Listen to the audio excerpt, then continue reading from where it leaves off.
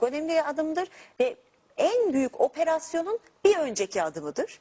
Bundan sonra kısa süre içinde çok büyük bir operasyon gelecek. Bu operasyonla hem PKK'nın hem KCK'nın beyni ve damarları gözaltına ve denetim altına alınacak ve bekle Ergenekon'la ilgili de çok ciddi gözaltılar olacak, kesişmeler olacak. Türkiye'deki askeri vesayet ve PKK işbirliğinin ne kadar derinlere, hangi irtibatlara uzandığını göreceksiniz dediler.